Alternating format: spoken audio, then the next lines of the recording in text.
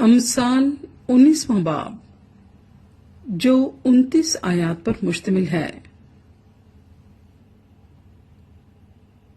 راست رو مسکین کج گو اور احمق سے بہتر ہے۔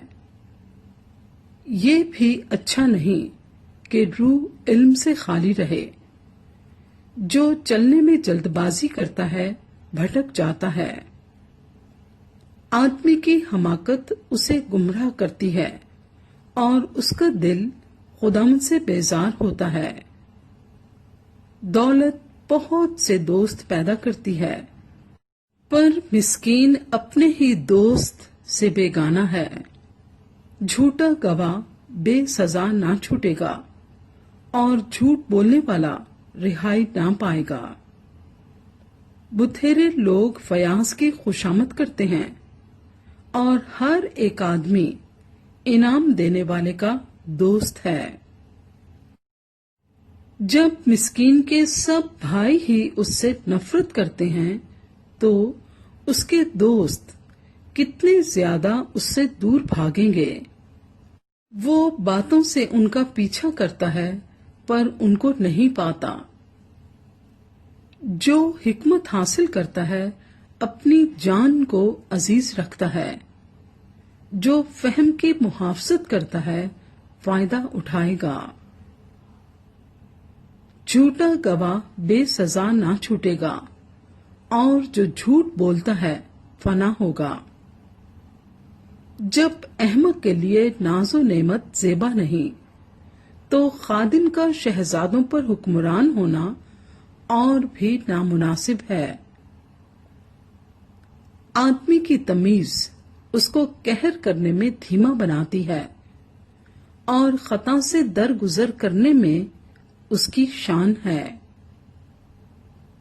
بادشاہ کا غضب شیر کی گرج کی مانند ہے اور اس کی نظر عنایت گھاس پر شبنم کی مانند۔ احمق بیٹا اپنے باپ کے لیے بلا ہے اور بیوی کا جھگڑا رگڑا سدا کا ٹپکا۔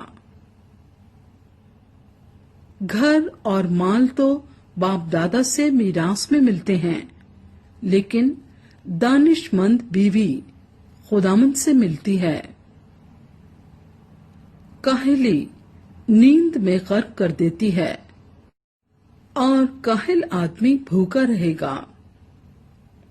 جو فرمان بجا لاتا ہے اپنی جان کی محافظت کرتا ہے، پر جو اپنی راہوں سے غافل ہے مرے گا۔ جو مسکینوں پر رحم کرتا ہے خداوند کو قرض دیتا ہے اور وہ اپنی نیکی کا بدلہ پائے گا۔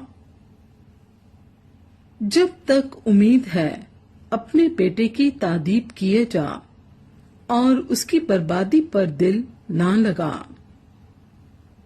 شدید الغضب آدمی سزا پائے گا، کیونکہ اگر تو اسے رہائی دے تو تجھے بار بار ایسا ہی کرنا ہوگا۔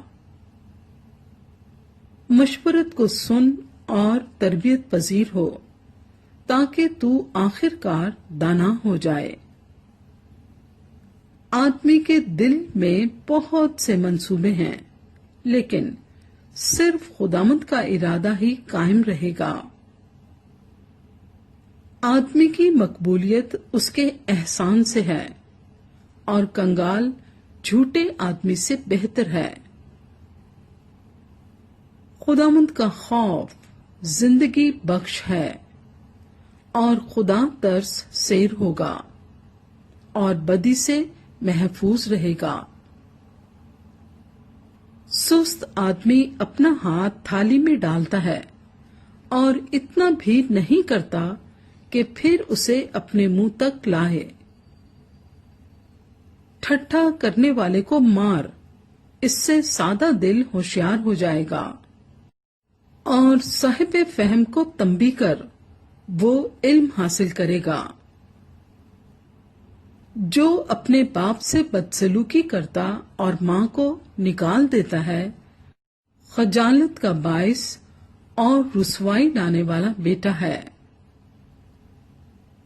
ऐ मेरे बेटे, अगर तू इल्म से बरगश्ता होता है तो तालीम सुनने से क्या फायदा। खबीस गवाह अदल पर हंसता है और शरीर का मुंह बदी निगलता रहता है।